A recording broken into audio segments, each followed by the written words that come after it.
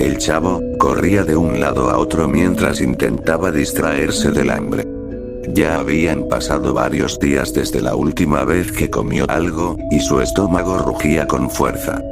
Después, se sentó en la escalera de la vecindad, abrazando sus rodillas.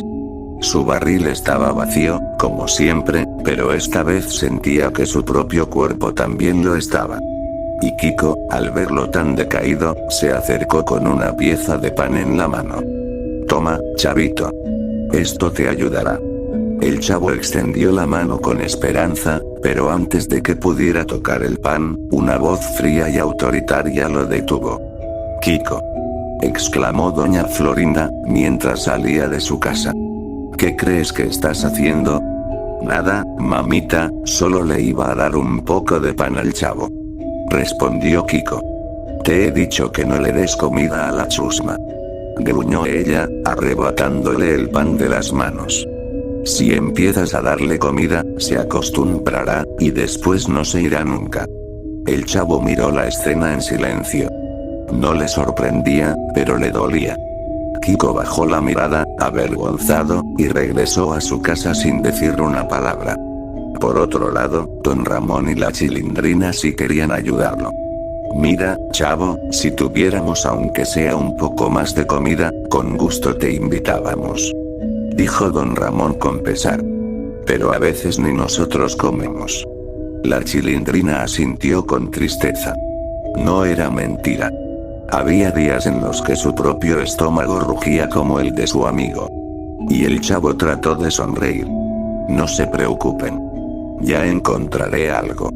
Después, el chavo intentó conseguir trabajo en la ciudad, pero la respuesta era siempre la misma. No podemos pagarte, niño. No tenemos trabajo para menores. Regresa cuando seas mayor. Incluso la bruja del 71, que en otras ocasiones le regalaba pan y leche, había salido de viaje y aún no volvía. Y el hambre seguía creciendo, y con ella, una sensación extraña. Su cabeza se sentía más ligera, sus pensamientos se volvían lentos, y a veces, veía cosas que no estaban allí. Eran sombras moviéndose en los callejones. Y voces murmurando su nombre en el viento. Pero tal vez, solo era su imaginación. Pensó el chavo. Y los días seguían pasando, y todo seguía igual. Nadie le daba trabajo. Nadie le daba comida. Y el chavo ya no recordaba la última vez que había probado un bocado. Y su cuerpo se sentía más débil, sus piernas flaqueaban y su cabeza le dolía con fuerza. Pero lo peor no era el hambre. Lo peor eran las alucinaciones. Al principio, solo veía manchas oscuras en los rincones de la vecindad. Sombras que se deslizaban detrás de las paredes y desaparecían cuando intentaba mirarlas de frente. Y luego, empezaron los susurros. Por las noches, mientras intentaba dormir en el departamento 8, escuchaba murmullos en la oscuridad. Voces que no entendía, pero que parecían llamarlo por su nombre. Y después, comenzó a sentirlo. Cada noche, cuando la vecindad quedaba en completo silencio, sentía que alguien lo estaba observando. Desde algún rincón oculto. Desde las sombras. Y esa sensación lo atormentó hasta que no pudo más. Y una tarde, con el rostro pálido y ojeroso, se acercó a Kiko. Kiko. Susurró el chavo, nervioso. Tengo que decirte algo. ¿Qué pasa, chavito? Preguntó Kiko. El chavo miró a su alrededor, como si temiera que alguien estuviera escuchando. Luego, se inclinó hacia él y bajó la voz. Por las noches, siento que alguien me está viendo. Kiko lo miró sorprendido. ¿Alguien te está viendo? Sí. Desde la oscuridad, siento que alguien me observa. Respondió el chavo. El rostro de Kiko perdió color. Después, miró hacia los lados y tragó saliva. A lo mejor alguien nos está espiando en las noches. El miedo comenzó a apoderarse de ambos. Kiko sintió un escalofrío recorrerle la espalda, y sin decir nada más, salió corriendo a su casa, dejando al chavo solo. Por otro lado, el chavo miró a su alrededor, sintiendo que las sombras de la vecindad se volvían más oscuras. Y con el corazón latiéndole con fuerza, se apresuró a entrar en el departamento 8, cerró la puerta y se sentó en el suelo, abrazando sus piernas. No sabía qué estaba pasando. No sabía si era su imaginación, o si realmente había algo ahí. Pero lo peor estaba por venir. Porque esa noche, no podría evitar salir. Y la noche había caído sobre la vecindad. El chavo estaba en su departamento, sentado en un rincón, abrazando sus rodillas. La oscuridad parecía más densa de lo normal, y sus alucinaciones se habían vuelto insoportables. Las sombras se deslizaban por las paredes. Y susurros se filtraban por las rendijas de la puerta. Pero entonces, lo sintió. Algo estaba dentro con él. Y el chavo se quedó paralizado. Después, su respiración se volvió entrecortada. Y no podía verlo, pero sabía que estaba allí. Y luego, se escuchó una voz. Una voz distorsionada, susurrante, pero tan profunda y aterradora que su cuerpo entero se estremeció. ¿Tienes hambre, chavo?, dijo esa voz. El chavo gritó y salió corriendo de su departamento. Abrió la puerta con desesperación y se lanzó al pasillo. Y no miró atrás. No podía hacerlo. Tenía que salir de la vecindad, pensó el chavo. Y mientras corría, sintió algo. Como si una sombra se moviera a su lado, siguiéndolo. Y su respiración se volvió frenética. Y las luces de los faroles parpadeaban mientras atravesaba las calles. Y su corazón latía con fuerza. Pero entonces, fue por los callejones.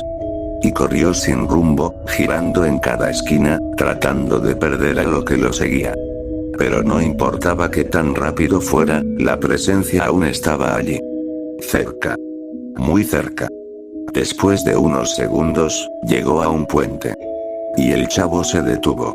Luego, miró hacia abajo. Solo había una caída oscura. No se veía el fondo. Solo sombras y el sonido del viento helado. El chavo se sintió atrapado. Después, pensó que tenía dos opciones. Dejarse atrapar o saltar. Y su mente comenzó a llenarse de pensamientos caóticos. Y su respiración era errática. ¿Qué hago? ¿Qué hago?, se repetía, con lágrimas en los ojos. Creía que no había escapatoria. Y entonces, algo se acercó más. Pero el chavo, decidió saltar.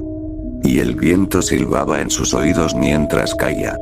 La oscuridad lo envolvía, y el tiempo parecía haberse detenido. Pero por un momento, su mente se despejó. Las voces desaparecieron. Las sombras se desvanecieron. Y entonces lo comprendió. Todo había sido el hambre. Las alucinaciones. La sensación de ser perseguido. La voz. Todo era producto del hambre que lo había consumido durante días. Pero ya era demasiado tarde. No podía hacer nada. Y el impacto fue inmediato. Luego, solo hubo silencio.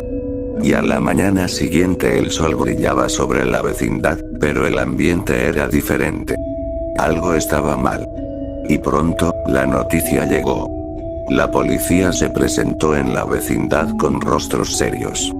Informaron que en la madrugada, un niño había sido visto corriendo desesperado por las calles. Intentaron seguirlo, pero lo vieron saltar desde un puente. Y el silencio se apoderó de todos. Nadie podía creerlo. Doña Florinda se llevó las manos a la boca. La Chilindrina rompió en llanto. Don Ramón bajó la cabeza, apretando los puños. El señor Barriga y el profesor Girafales apenas podían articular una palabra. Pero entonces, Kiko habló. Y con la voz temblorosa, les contó lo que el chavo le había dicho. Sobre cómo sentía que alguien lo vigilaba. Sobre las cosas que había estado viendo. Y finalmente, todos lo entendieron. No había nadie persiguiéndolo. No había ninguna presencia oscura. Lo que había pasado, era que el chavo había enloquecido por el hambre. Y todos se quedaron en silencio. La culpa pesaba sobre ellos. Sabían que nadie lo ayudó cuando más lo necesitaba. Y ahora, ya no estaba.